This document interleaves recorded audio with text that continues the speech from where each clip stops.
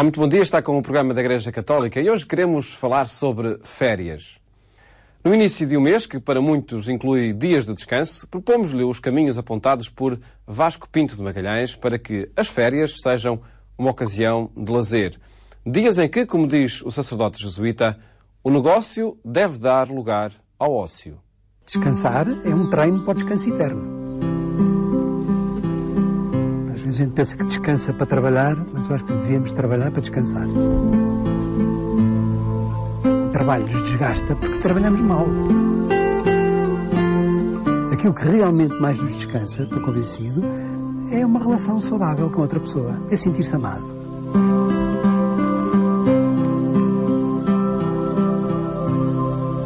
Nós precisamos de feriados, precisamos de férias.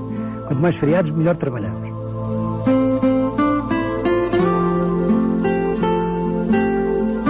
Nós um dia descansaremos. E devíamos treinar para isso.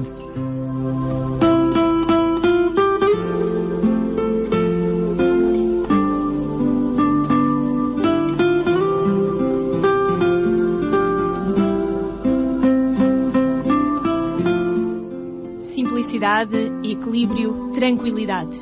Palavras que traduzem atitudes de descanso. O objetivo de um tempo de férias. Vasco Pinto de Magalhães, sacerdote jesuíta, é um mediador. Pela palavra, dita ou escrita, ajuda pessoas e grupos a viver o essencial, a passar cada dia sem pressa, em relações saudáveis, fundamentadas no amor. Hoje o tema para o diálogo espontâneo com o Padre Vasco é o descanso. Os dias de férias. Uma oportunidade para encontrar pistas que ajudam a bem viver estes dias.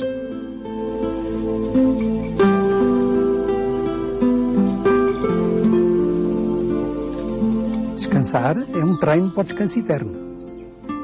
Não é? Dizemos que o céu é o descanso eterno. Esse é o nosso objetivo na vida. O nosso objetivo não é trabalhar. O nosso objetivo é trabalhar para poder estar cada vez mais descansado, no sentido mais equilibrado, mais saudável, em todas as linhas, mais em Deus, porque aquilo que realmente mais nos descansa, estou convencido, é uma relação saudável com outra pessoa, é sentir-se amado.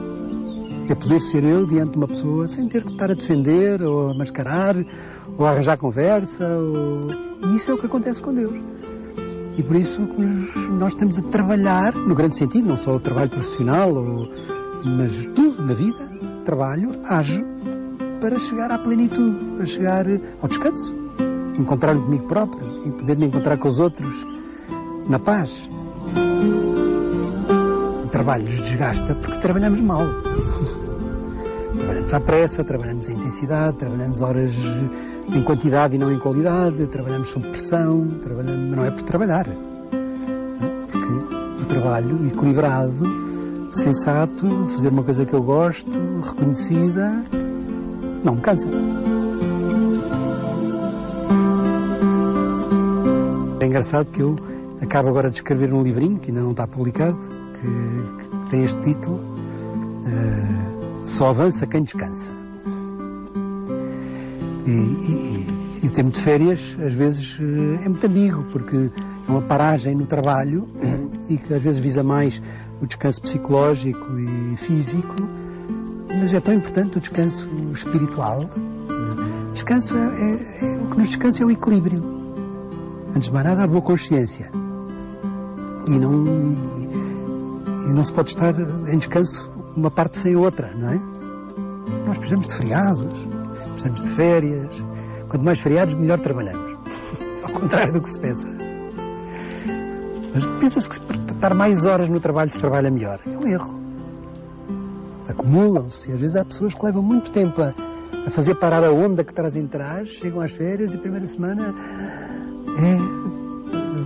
para ver se para a onda que nos persegue, não é? Marcar férias, alugar carro ou casa, fazer as malas. São essas as rotinas de quem pode passar férias. Mas há atitudes interiores a cuidar. E essas serão as mais determinantes para que as férias sejam uma oportunidade de descanso. Claro que arranjar um espaço bonito como este é equilibrante, mas imagino que eu estou cheio de problemas por dentro. Por mais bonito que seja, eu gosto muito de descansar e passear à beira-mar. É uma coisa que gosto de fazer nas férias. uma praia vazia, passear às vezes com outra pessoa à beira-mar, numa conversa completamente descontraída, descansa muito. Mas se eu estou cheio de problemas por dentro e agitado com o que tenho que fazer amanhã, se eu vivo à pressa, se eu não estou inteiro naquilo que estou, que é uma das boas maneiras de descansar, é estar inteiro naquilo que estou a fazer. Às vezes a pessoa está dividida. E o Evangelho também vai contra isso. Marta, Marta, estás dividida. Ficas cansada, porque estás dividida, não por estares a trabalhar. Na definição de prioridades, o compromisso cristão convida a encontros com Deus. A estar com Deus na praia, na igreja, nas peregrinações, na visita a qualquer monumento, jardim ou montanha. Todos eles servem e acho que é bom a gente estar um bocadinho mão de tudo. Porque... Como é que se encontra Deus nesses locais? Estando inteiro nas coisas, com um olhar limpo, tendo ultrapassado a mentalidade do negócio e da pressa, não é? Porque se eu estou ali a arriscar coisas, já vi este museu, já vi este quadro, já vi esta coisa toda, numa ansiedade depois de tirar as fotografias todas para... É muito importante o tempo livre, se for tempo de liberdade. Não é? Nos anos 60 foi a época que tínhamos chegado à cultura do lazer, do tempo livre. Mas depois juntámos-la com o consumismo, com a competição, com os capitalismos desenfreados, onde a pessoa pensa que é mais feliz e descansa mais se tiver muito dinheiro, se fizer muitas viagens, muita coisa. E desintegrou-se. Espalhou-se por várias coisas. Para um cristão que descansa em Deus, o equilíbrio não é a ataraxia dos gregos ou o nirvana hindu, porque aí seria realmente parar com tudo, não pensar em nada, que às vezes ajuda. Um bocadinho de yoga podia ajudar, claro que pode, não é? Mas para me equilibrar. E nota-se porque a respiração às vezes está ofegante e eu precisava de alguma ginástica, mas há pessoas para quem o descanso é uma correria, tem que correr não sei quantos quilómetros, tem que ficar muito cansados, tem que ver todos os filmes que lhes faltam. Então, realmente, transformamos tudo em ansiedade, em competição. Introduza-se agora o tema da beleza. A beleza a cuidar, a construir, a contemplar. Isso é uma coisa que descansa muito. A beleza natural, a beleza também das ações, a beleza também do pensamento criativo. A beleza também é ordem, não é? Já está, é a mesma coisa. É o esplendor do ser, o esplendor da conjugação de todos os aspectos, que nos faz um bocadinho levar ao êxtase, à contemplação. Mas hoje somos pouco contemplativos. Vemos muita coisa, mas não entramos na coisa. Acho que não é? Uma coisa é estar a olhar para o mar, ou numa alta montanha. Outra coisa é contemplar, entrar dentro da paisagem, aquilo passar a fazer parte de mim. Senão somos todos um bocadinho voyeurs. Pronto, já vi, está bem, é bonito, passa para outra. Mas tem tempo para entrar dentro da realidade. Uma coisa é ter que nadar 1 quilómetro, outra coisa é deixar-se estar no mar. Tudo aquilo que não está a ser economizado, tudo aquilo ter sucesso económico ou verificar, as pessoas não valorizam. Não valorizam estas coisas que não produzem. Não valorizam muito o gratuito. Não valorizam um tempo. O que é que fizeste? Não é não fazer nada, mas vivi. E as férias podem ser essa oportunidade de procura? Eu acho que devia ser exatamente isso. Encontrar esses espaços onde eu me torno mais eu. Sou eu nas relações, na comunhão. Não é, mas às vezes é bom estar sozinho. Sim, ótimo. Eu, às vezes sinto muito bem no alto da montanha, sozinho, sem estar só. É muito importante. E a conversa interior, que às vezes nos falta. Porque também nos falta, às vezes, a conversa comigo próprio. A conversa tranquila comigo próprio. Para me autoconhecer, para me pacificar. Querendo encontrar pistas para bem passar dias de férias, mais algumas sugestões. A indicação de ajudas que podem fazer de dias de descanso oportunidades de encontro com a própria pessoa, os outros, Deus, sempre em equilíbrio. A boa companhia de um livro, a boa companhia de um pensamento que me envolve, a boa companhia de uma paisagem que me alarga o coração, que me faz não sentir sem sentido, não é? Também há muita gente que sofre muito e, portanto, não consegue descansar porque a vida delas tem pouco sentido. É uma correria, é um desgaste. Não é? E nós criamos uma sociedade de stress e, portanto, uma sociedade deprimida. Depois tem que fazer muitos descansos e curas e sonos e pastilhas e não sei o que mais, mas porque nos posicionamos mais a satisfazer-nos pela quantidade do que pela qualidade. Nós um dia descansaremos. E devíamos treinar para isso.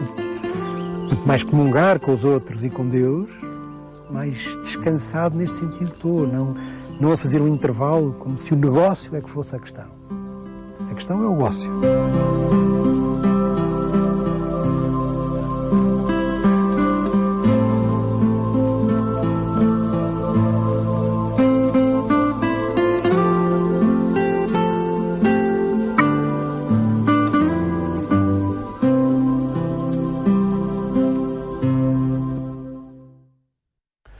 Pistas para que os dias de férias sejam uma ocasião de descanso. Agora retomamos a apresentação de temas da doutrina social da Igreja com Alfredo Bruto da Costa e António Baconfeles, em entrevista à jornalista Imelda Monteiro.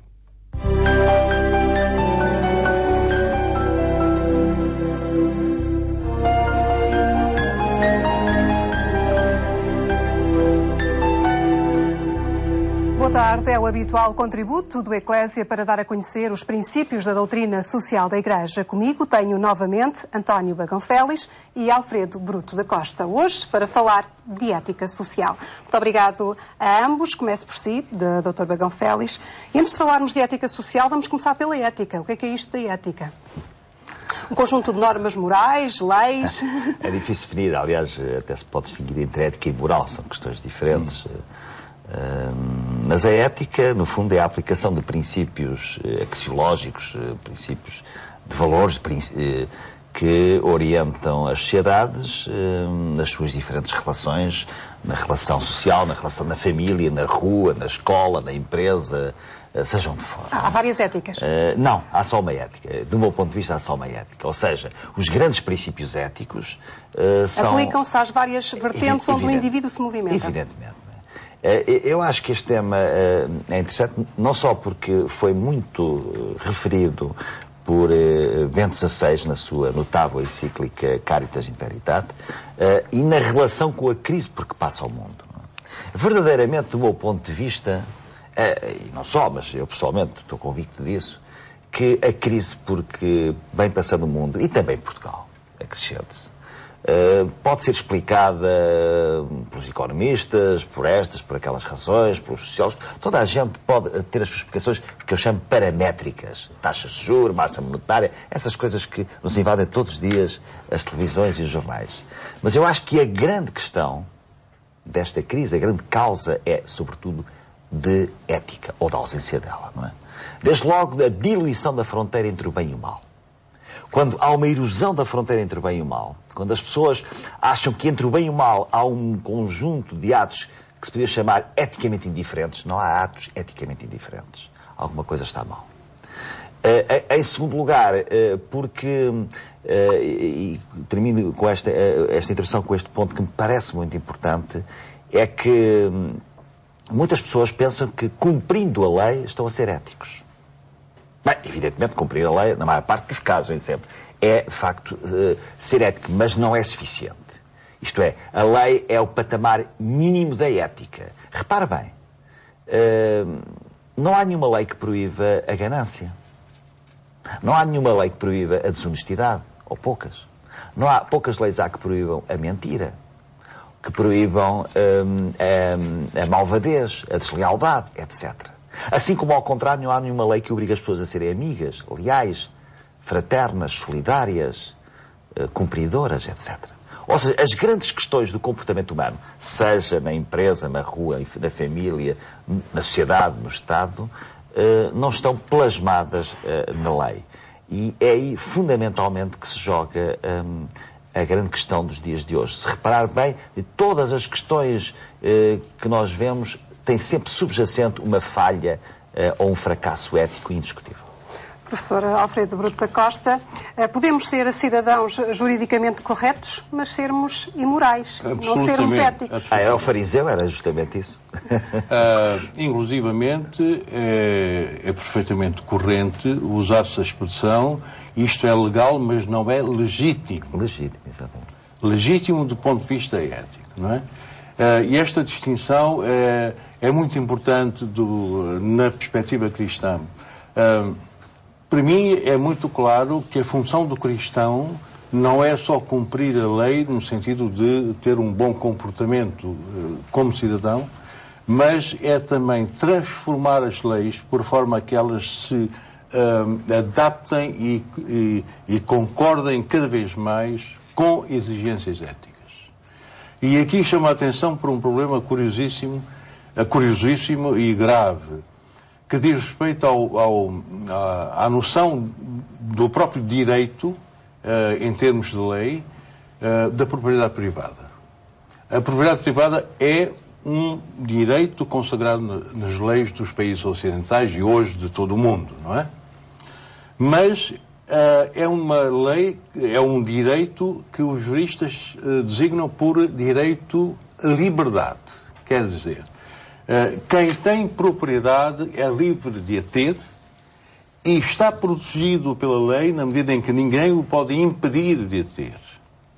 Mas quem não tem a propriedade não tem nada que lhe permita reivindicar essa propriedade. Portanto, do ponto de vista legal, a situação é esta. Do ponto de vista ético e da ética cristã, quando a Igreja diz que os bens da terra existem para o uso de todos, já está a falar do fundamento de um direito universal de todos usufruírem, numa certa medida, desses bens. E, portanto, o direito de propriedade não é só um direito liberdade, mas é um direito reivindicável. Portanto, está aqui um caso muito concreto e importante em que os cristãos têm de tender a fazer com que as leis não só permitam a propriedade como um direito de liberdade, mas também como um direito reivindicável. E nós, na prática, já temos, por exemplo, na Europa, alguns exemplos disso. Os países que adotam o chamado rendimento básico, não é mínimo, é o rendimento básico, é um rendimento que abrange toda a sociedade, ricos e pobres. Isto já é uma noção de que a todos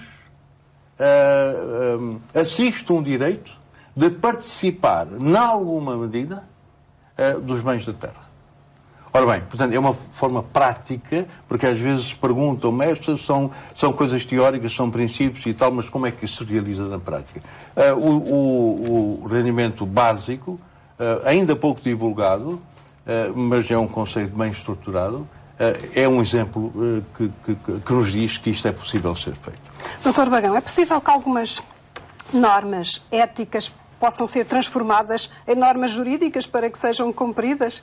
Sim. Ou deveria ser assim? Não, repare bem, a evolução das sociedades, no bom sentido, leva a que cada vez mais a lei transfira para si ou adquira aspectos éticos que antes não estavam regulados. Por exemplo, para citar questões muito concretas, certas incompatibilidades entre lugares antes desempenhados e depois desempenhados, certos conflitos de interesses que têm que ser regulados pela lei, certas formas de objeção de consciência. Enfim, isso de facto é verdade. Agora, mesmo que se avance, e está-se a avançar, por exemplo, esta crise tem essa pedagogia inerente, ou seja, a pedagogia de permitir aperfeiçoar mecanismos legais, de supervisão, aliás, de controle, mas nunca será suficiente, porque as grandes questões éticas radicam na legitimidade, isto é, na nossa consciência. Ou seja, o produto de um legislador, por melhor que seja, é sempre inferior ao produto de uma consciência, no sentido ético do termo. Não? Até porque, e deixe-me referir este ponto, quando se fala de ética, nós normalmente falamos de ética, nós em geral, aquilo que eu chamo de ética da terceira pessoa. Ou seja, o que é que a Imelda ou o que é que o professor Alfredo da Costa devem fazer. Não, a verdadeira ética é a ética da primeira pessoa. Isto é, o que é que eu devo fazer. Porque a outra é moralidade, não é ética. E há que distinguir isso. Ou seja, a ética radica no exemplo. E a autoridade advém do exemplo. Esse é um ponto absolutamente decisivo. E deixe-me só sublinhar mais uma questão. Entre muitas, neste curto espaço, como é óbvio. Não é? Um pilar fundamental da questão ética, que hoje está muito subvertido e que também está na origem desta crise, porque passa ao mundo, é a deficiente conjugação entre a noção de direito e a noção de dever.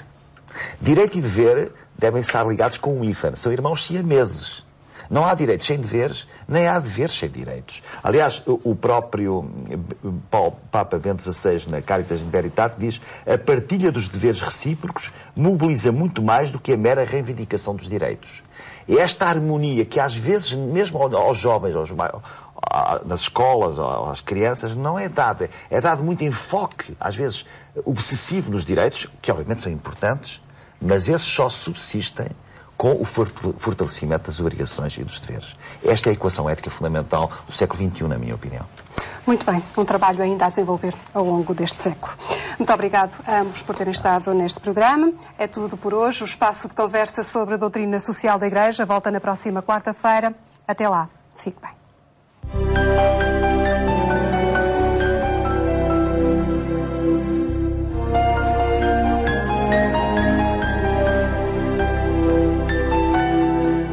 O programa Eclésia fica hoje por aqui. Este e outros temas que vos apresentamos podem ser vistos em agência.eclésia.pt, o portal de informação da Igreja Católica em Portugal. Desejo-lhe um bom fim de tarde, boas férias, se for o caso, e até amanhã, se Deus quiser.